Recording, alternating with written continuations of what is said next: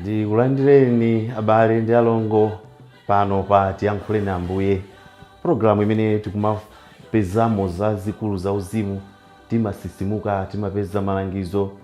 Ndi bwino kuti mukusatira programu imeneyi. Ndipo lero ndi lachinayi, mulungu wa nambala 5 pa 19 May chaka chimenechi cha 2022. Mawu oyamba akuchokera m'buku la ntchito za atumwi. Ntchito za atumwi 15 ndi 7 mpaka 21. Ndipo amene akutiwerengera mawu oyamba ndi Frank Mwinganyama, mtolankhani ku Kuala FM Radio mu Archdiocese ya Blantyre. Mawu amene lero atisogolere tikuwatenga pa Yohane 15 verse 9 mpaka 11. Ndipo muli ndine bambo Frank Mwinganyama. Mawu oyamba. Mawu a m'buku la ntchito za atumwi. Ntchito za atumwi 15 ndi 7 mpaka 21. Ndikuti tisawavute anthu a mitundu ina amene akutembenuka mtima nkumatsata Mulungu. Pa nthawi yomweyo, atakambirana nthawi yayitali, Petro adayimirira nawawuza kuti, abale anga, mukudziwa kuti pa masiku oyamba aja Mulungu adandisankha ine pakati pa inu kuti ndilalike uthenga wabwino kwa anthu a mitundu ina kuti amve ndi kukhulupirira. Ndipo Mulungu amene amadziwa mitima yathu adawachitira umboni pakuwapatsa Mzimu Woyera monga adapatsira ifeyo. Mulungu sadasiyanitse konse pakati pa ife ndi iwo, koma adayesera mitima yawo ndi chikhulupiriro chawo. Tsono mukumuyeseranji Mulungu pakuyika m'khosi mwa ophunzira awo goli limene ngakhale makolo athu kapena ife tomwe tidalephera kulisenza. Iyayi, timakhulupirira kuti chopulumutsa iwowo ndi ife tomwe ndi kukoma mtima kwake kwa Ambuye Yesu. Onse mu msonkhanomo adangoti chete nkumamvetsera Barnabasi ndi Paulo akufotokoza za mmene Mulungu adachitira zizindikiro ndi zozizwitsa pakati pa akunja kudzera mwa iwowo. Pamene iwo aja adatha kulankhula, Yakobo adati, abale anga, mundimvere. Simoni wafotokoza za mmene Mulungu pachiyambi pomwe adakumbukira anthu a mitundu ina pakupatula ena pakati pawo kuti akhale anthu akeake. Zimenezi zikuvomerezana ndi mawu a aneneri. Paja kudalembedwa kuti, zitatha zimenezi ndidzabwerera, ndidzamanganso nyumba ya Davide imene idagwa. Ndidzamanganso zopasuka zake ndi kuyikonzanso. Ndidzachita choncho kuti anthu ena onse afunefune Ambuye, ndiye kuti anthu a mitundu yonse amene amadziwika ndi dzina langa. Akutero ndi chauta amene adawulula zimenezi kuyambira kalekale. N'chifukwa chake ine ndikuti, tisawavute anthu a mitundu ina amene akutembenuka mtima nkumatsata Mulungu. Koma tiwalembere kalata kuwawuza kuti asamadye zimene zili zosayera chifukwa zidaperekedwa kwa mafano. Alewe dama ndipo asamadye nyama zochita kupotola. Alewenso magazi. Paja kuyambira kalekale mu mzinda uliwonse muli anthu ophunzitsa malamulo a Mose, ndipo amawerenga mawu ake m'nyumba za mapemphero pa tsiku la Sabata lililonse. Mawu a Ambuye. Tithokoze Mulungu. Ambuye akhale nanu, akhalenso ndi mzimu wanu.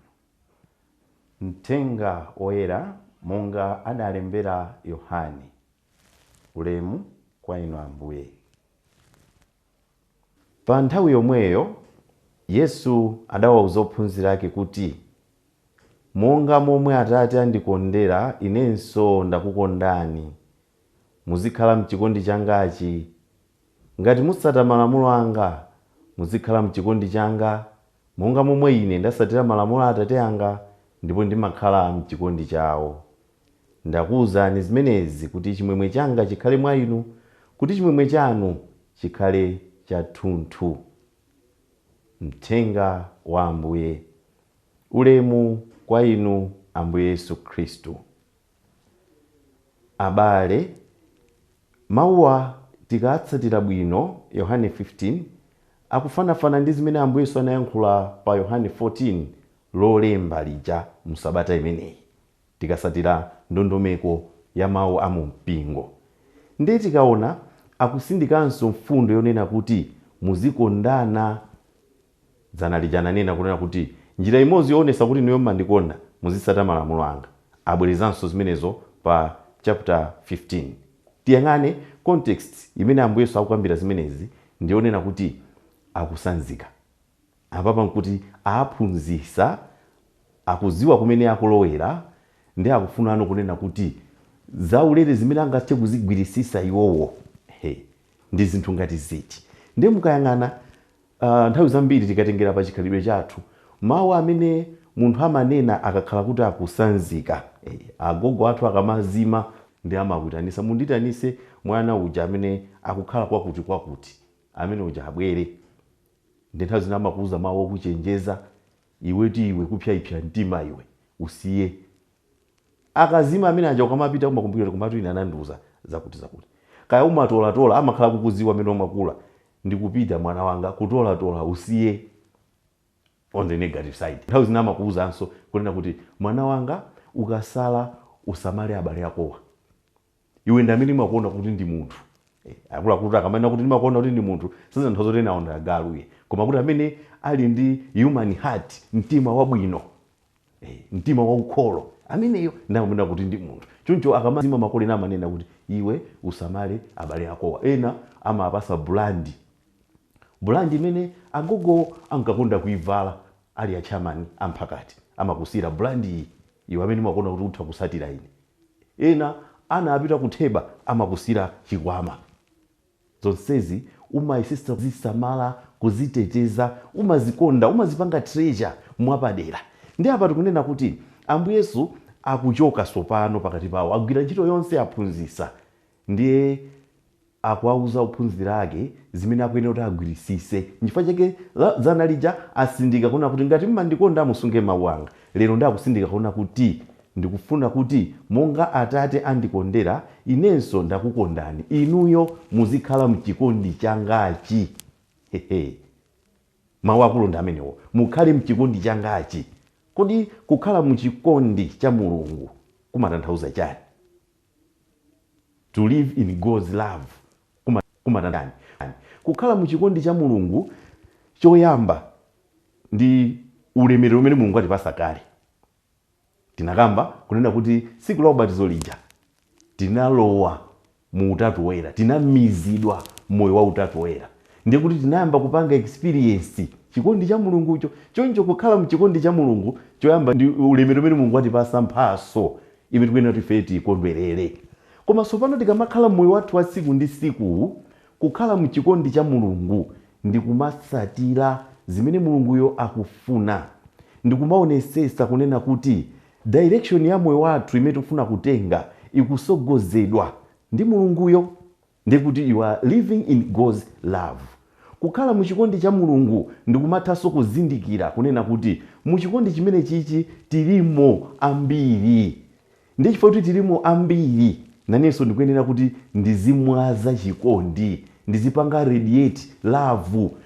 Mkhristu amene akukhala mchikondi cha Mulungu ndiye kuti zimene amayankhula, zimene amachita zimakhala zikuonesa kuwala kwa chikondi cha Mulungu. Ndi kukhala mchikondi cha Mulungu kumene Ambuye Yesu akunena pamenepo. Ukamatero Mkhristu ndi umakhala ndi paja kunena kuti moyo wako sumakhala pa Chingerezi amati dichotomous, kuti moyo mbali ina kukhala kuti kumapanga za Mulungu, mbali inayi zopanga zako completely opposite za usatana. Moyo wake sumakhala ujonena kuti kuntchito ndi wina, kuchalichi ndi wina, sumayenda choncho. Munthu amene akukhala mchikondi cha Mulungu akuti mukhale mchikondi changachi, moyo wake wonse umakhala ukutambasula. Muja achitira munthu akakhala kuti wazola perfume wabwino. Amene wazola perfume wabwino akangodusa mmamva ndithu kuti anzathu. Ndi mmene akuyenera kukhalira Mkhristu amene akukhala akuti mukhale mchikondi changachi. Mawu kuti ndina choncho. Sakuna kuti muzichisata iye, koma mukhale mchikondi changachi. ndiye kuti wayamba iweyo kuna kuti moyo wako wonse ukumafuka, ukumamveka kafungo ka mulungu ukasegula pakamwa kuti uyankhule mawu akamati akamatuluka akumamveka kafungo ka mulungu kuti akuyankhulayi akumwaza chikondi. Ubwino wake ndi chani zimenezi? Titha kumafusa kuti ukakhala muchikondi cha mulungu ndikumati ukayankhula kumamwaza kumamveka kafungo ka mulungu chifukwa kuti mulungu anatikonda akuti watonesa chikondi ife tikhale muchikondi chake. Ndi upindula chani? Timafusa choncho masiku ano phindu lake ndi chani? Anena Ambuye Yesu kuti ndakuwuzani zimenezi kuti chimwemwe chanu chikhale chathunthu. Akuti chimwemwe changa chikhala mwa inu kenakanso chimwemwe chanucho chikhala chathunthu. Muja timanena omvera kuti nthawi zina timaona ngati tikunjoya chimo limakoma limazuna koma sizimakhala zathunthu, sizimakupasa complete satisfaction. Apa Ambuye Yesu akunena kuti ukalowa mu chikondi chake cha mulungucho iwe yonso ndikumamwaza chikondi cha mulungu umakhala ndi chimwemwe chathunthu. Limene ndi phindu lokhala pa mu chikondi cha mulungu. Phindu limene lolo simungalipeze mutakhala mu chikondi ndi cha munthu wina wake chodalira munthu. Phindu ngati limenelo sitingalipeze ngati tapanga ubale kwambiri ndi chuma chathu. Phindu ngati limenelo sitingalipeze chifukwa chonena kuti ena ake apa udindo amatikonda. Mutakhazikika mu chikondi cha mulungu umapeza tanthauzo la moyo. Umadziwa kunena kuti dziko lonse litha kudana nane, anthu ena onse atha kudana nane, atha usandifunira zabwino, koma chifukwa chonena kuti ndamanga moyo wanga pa chikondi cha mulungu. Mmenemo umatengamo tanthauzo la moyo wako ndi umakhala ndi chimwemwe chathunthu. Yankho lake Ambuye Yesu akutiuza limenelo kuti ngati mukufuna kuti mukhale ndi chimwemwe chathunthu muonesese kuti moyo wanu mwaumanga pa chikondi. Tili ndi udindo a Khristu. Inu ndi ine tili ndi udindo. Udindo umenewu uli mbali ziwiri. Anatilowesa kale mu chikondi ndi mulungu, koma kuti ukhale moyo umene wa chikondi cha mulungu ndi udindo wa ife, chisankho chimene tikuyenera ife kupanga. Komanso tikamakhala tili ndi anzathu amene mulungu watikutira mu chikondi chake, amene tonse tinabatizidwa mu dzina la Atate ndi la Mwana ndi la Mzimu Woyera, a community of believers, a community imene tikuyenda limodzi kuti tikaone kukula kwa chikondi cha mulungu konse tikafika pamaso pake. Ndiye kuti udindo wina mbali ina ndimeneyo yonena kuti kumayang'ana kunena kuti anzanga ndi aonese chikondi motani pamene ine ndilipo. Tanena kale ukakhala kuti chikondi cha mulungu chazaza mwa iweyo imakhala lifestyle yako, sizimavutanso zimene umapanga zimakhala zikufumira mu chikondi. Ukamayankhula zonse zimakhala zikufumira mu chikondi, sizisowa wina wake kuti akukakamize kapena sizisowa wina wake kumachita kukuuza kunena kukukumbusa, zimakhala zili mwa iweyo. Monga Atate andikondera inenso ndakukondani, muzikhala mchikondi changachi, akutero Ambuye. Ndikufunireni zabwino zonse, tiyeni tizimwaza chikondi chimene tikutapa kuchokera mu chikondi chimene Ambuye Yesu ationesa.